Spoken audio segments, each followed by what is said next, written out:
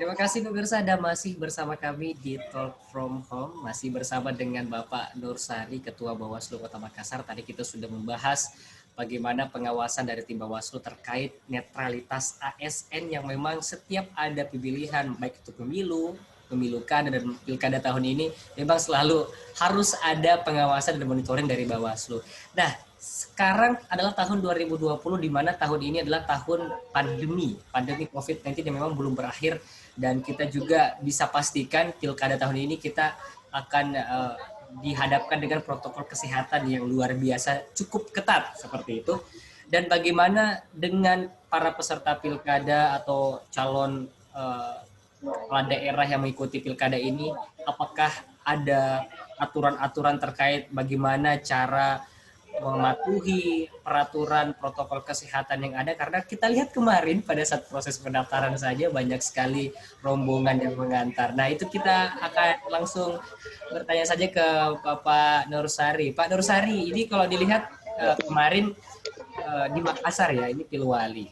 Proses pendaftaran di KPU, oke lah, ini sudah ada satuan tugas dari COVID yang bisa menjaga sterilisasi kantor KPU. Tapi di luar, pada saat proses pendaftaran saja kita lihat banyak sekali rombongan. Ini entah gimana protokol kesehatannya. Nah, dari Bawaslu sendiri untuk protokol kesehatan seperti apa ini, Pak Nursari?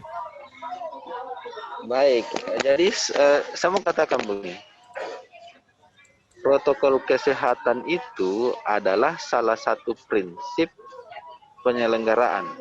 Oke. Kalau sebelum masa pandemi ini kan seperti itu, prinsipnya adalah mandiri, jujur, adil, langsung, bebas, rahasia, akuntabel, prinsip-prinsip penyelenggaraan.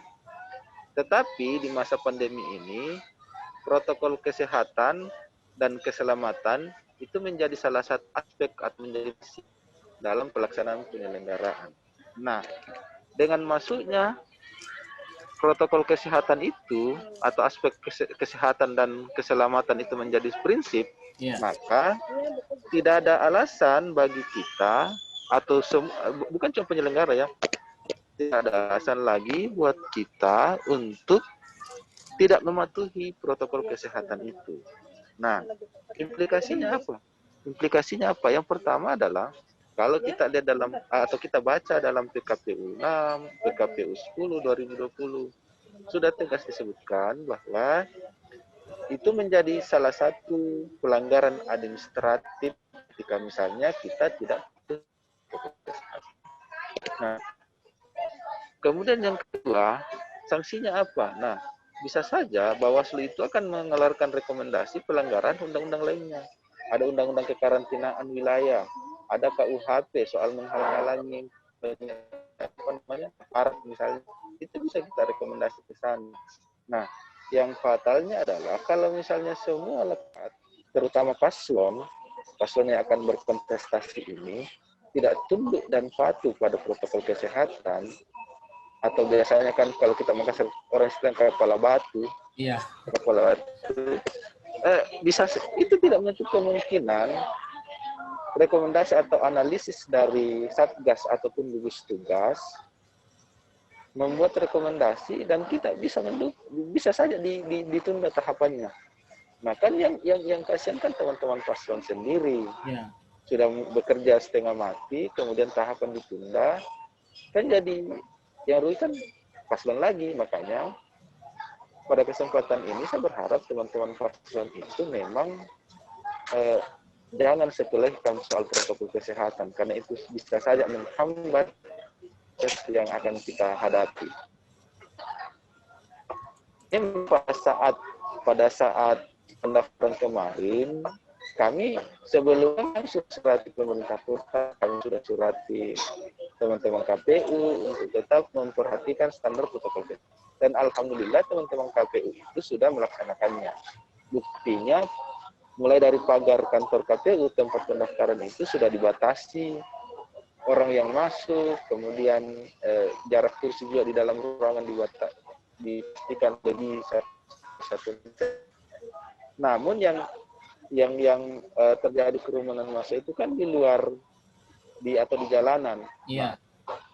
Makanya terus bagaimana dengan teman-teman penyelenggara? kami sangat paham bahwa teman-teman KPU sudah sangat maksimal. Nah, yang itu kedua, teman-teman KPU kan punya yurisdiksinya itu di dalam pagar.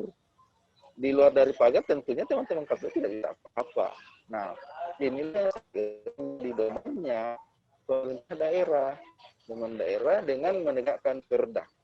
Di Makassar itu ada Perwali 31, Perwali 333. Nah, kenapa tidak ada Perwali 36? Ya. Nah, semua ini kan bisa dijadikan dasar hukum untuk melakukan penegasan atau pencegahan atau penegakan protokol COVID itu.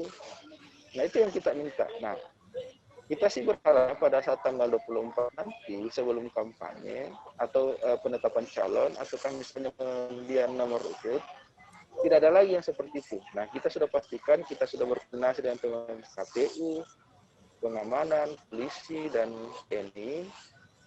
Mereka sangat antusias untuk kita membangun sebuah kesepahaman untuk tidak melakukan itu. Dan kita tegasi memang dari awal karena khawatir saya bisa saja atas dasar pandemi ini kita batal melaksanakan pemilihan 2020 di 9 Desember ini. Iya. Gitu.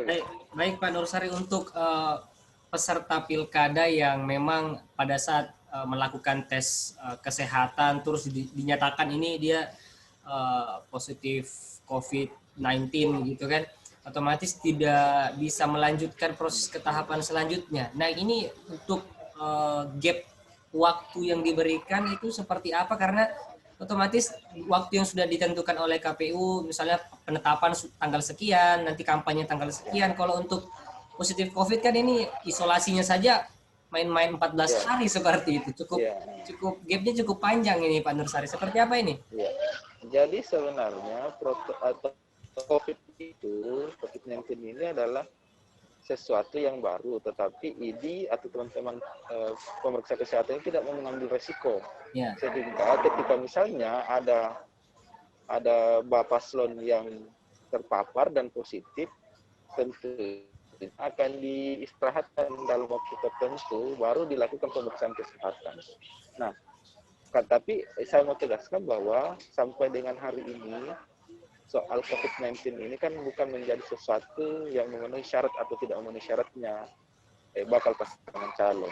Yeah. Tapi dia cuma dikasih jeda waktu saja untuk masuk ke tahapan selanjutnya. Begitu. Baik, jadi memang walaupun dia terpapar COVID-19 itu tidak membatalkan istilahnya pendaftarannya kemarin, karena kan dia itu syarat calon ya seperti itu, bukan syarat pencalonan yang memang langsung ditentukan bukan pada saat pendaftaran seperti itu. Betul.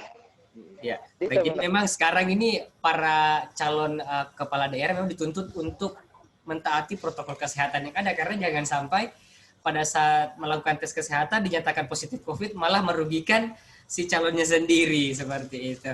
Dan memang sudah dijelaskan tadi dengan Pak Nursari bahwa memang protokol kesehatan ini bukan hal yang main-main seperti itu. Dan pemirsa, usai jeda kami masih akan kembali berbincang bersama dengan Ketua Bawaslu Kota Makassar, tetap di Talk from Home.